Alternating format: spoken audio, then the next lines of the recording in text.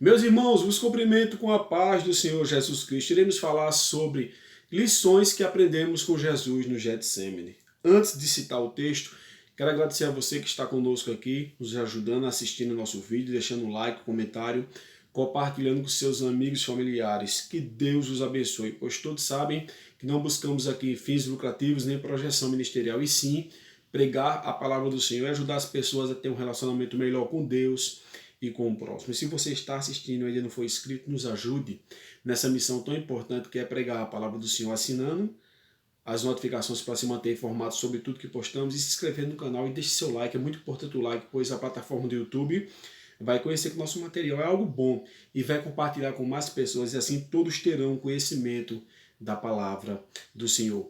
Abra sua Bíblia no Evangelho que escreveu São Marcos, capítulo 14. Iremos ler do versículo 32 ao 38. O 32 diz o seguinte: E foram a um lugar chamado Getsemane, e disse a seus discípulos: Assentai-vos aqui enquanto eu oro. Observamos que a palavra Getsemane significa prensa de azeite. O Getsemane era um jardim que ficava situado no Monte das Oliveiras em Jerusalém, onde hoje atualmente chamamos de Israel.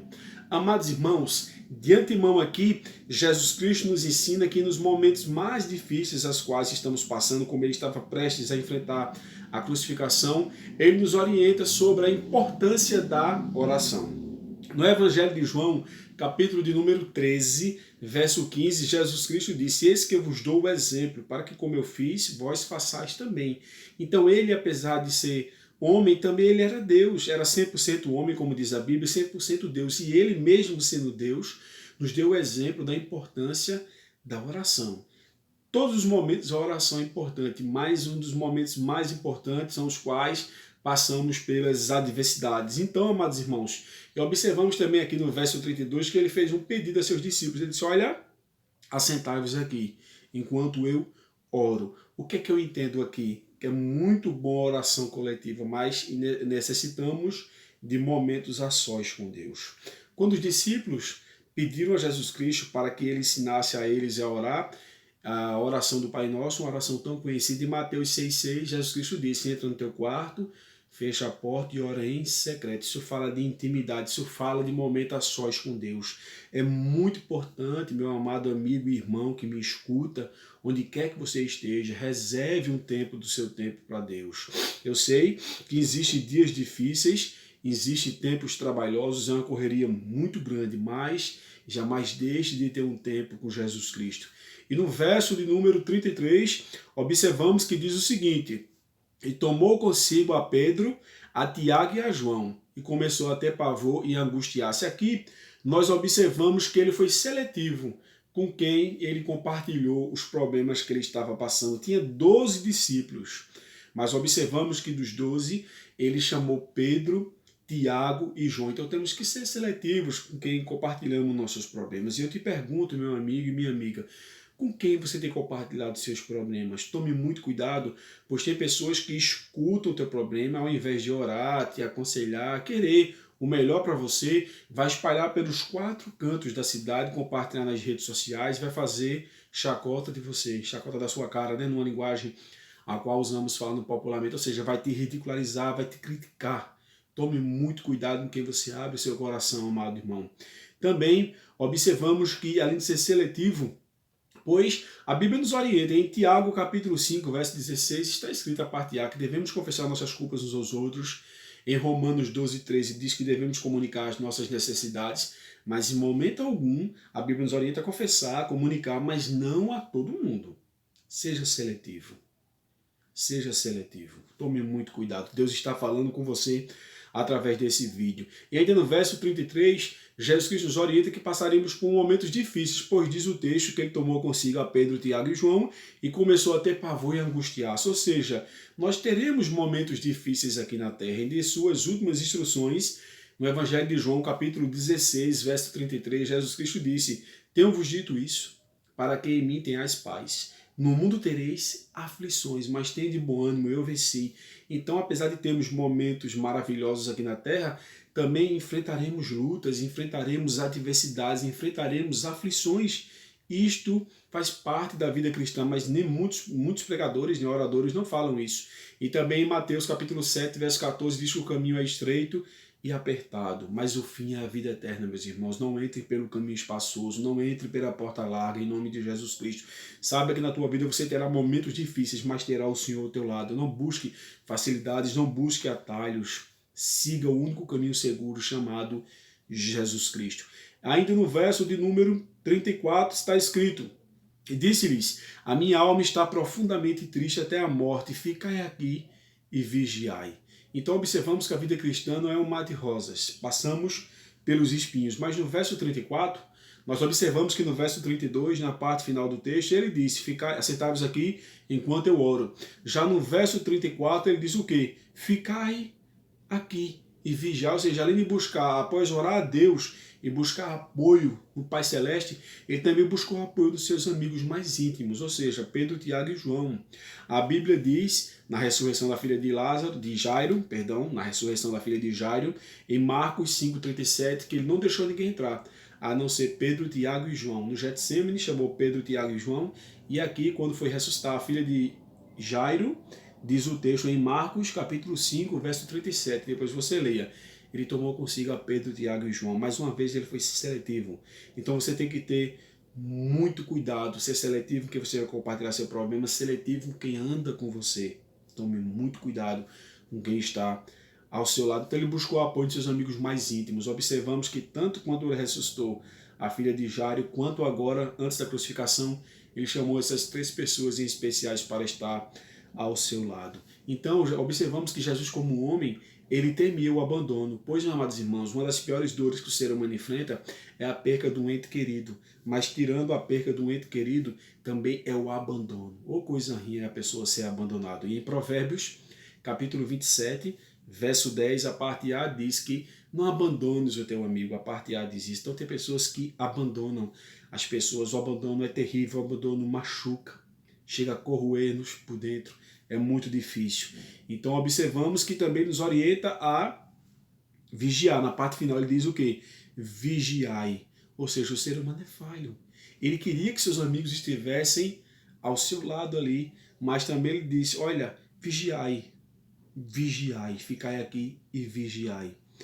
Deus está falando com você.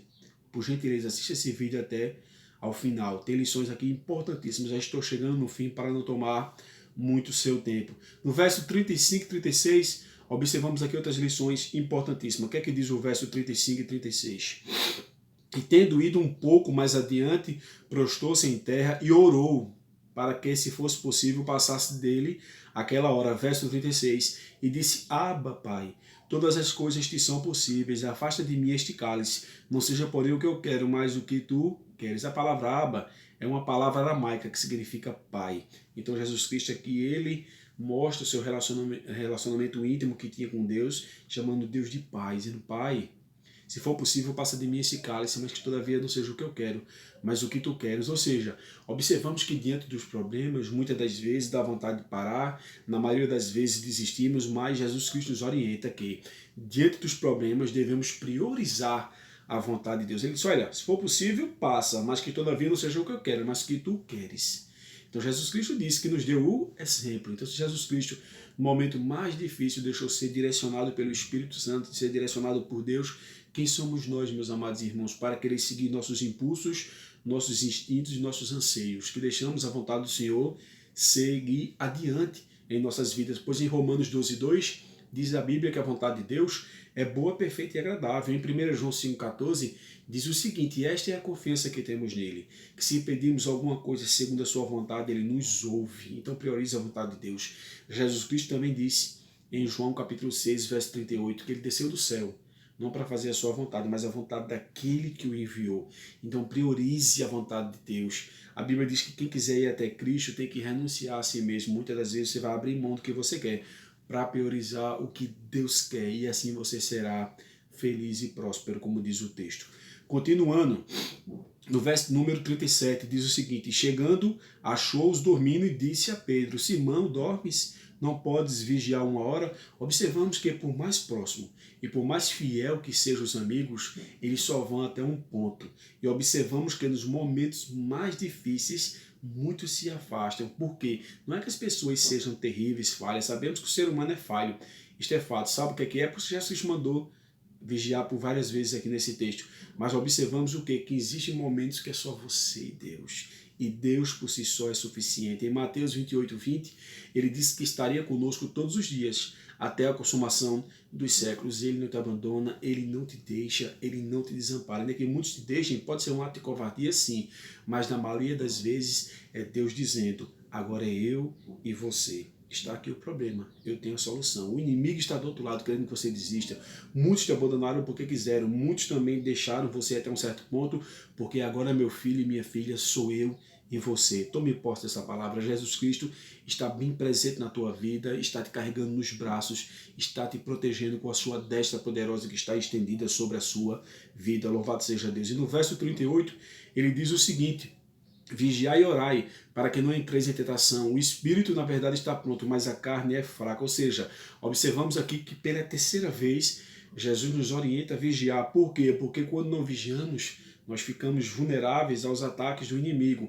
E observamos que ele nos ataca com maior ênfase no momento da fragilidade. Quando Jesus Cristo passou pela sua tentação no deserto da Judéia, observamos que isso está registrado lá em Marcos, capítulo 4.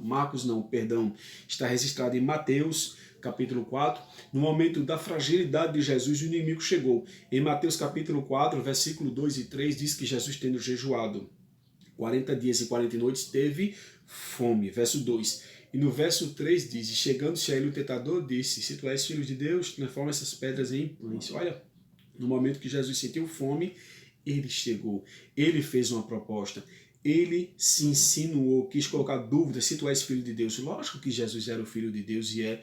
Ele quer colocar dúvida, ele chega fazendo propostas, ele quer trabalhar na inversão dos valores para te confundir e me confundir, a fim de que deixemos a vontade de Deus, fazemos a nossa e acabamos pagando um alto preço. Tome muito cuidado. Então, nos momentos mais difíceis de fragilidade, é onde ele vai atacar com maior ênfase. E também Jesus Cristo bate aqui na tecla da natureza carnal, dizendo que o espírito estava pronto, mas a carne é fraca. O inimigo está ao nosso derredor, sabemos disso, mas o inimigo mais presente que está é a nossa natureza pecaminosa, que a Bíblia chama de carne. Ela estará ao nosso lado 24 horas, querendo fazer aquilo que não convém ao espírito, como a Bíblia diz lá no livro de Gálatas, se opondo um ao outro, o espírito lutando contra a carne. Então, não alimente a sua natureza pecaminosa, e sim alimente o espírito, ou seja, através da oração, através do jejum, através do estudo da palavra e através da prática da palavra. Eu tenho certeza que Deus tem falado com você. Se Deus falou, nos ajude compartilhando essa mensagem. Peço perdão porque o vídeo ficou um pouco longo, né? Normalmente gravo vídeos mais pequenos, mas eu precisava compartilhar essa palavra de Deus com você. Eu tenho certeza que tem pessoas que estão precisando ouvir essa palavra, não porque eu estou pregando, mas sim porque Deus está falando, utilizando os meus lábios para falar com você, que é tempo de despertarmos, é tempo de tomarmos cuidado, pois o inimigo não brinca de ser inimigo. E Jesus Cristo está prestes a voltar para nos levar. O alto preço foi pago aqui. Esse texto que estudamos foi momentos que antecederam a sua crucificação, que ele tinha que pagar o alto preço e pagou para que nós possamos ser livres e gozarmos da vida eterna. Mas, para isso, você deve entregar a sua vida para Jesus. Não mudar de religião, isso seria algo muito superficial, mas sim mudar de vida, de atitudes, deixar ele ser o Senhor e Salvador da tua vida. Um forte abraço, que Deus te abençoe.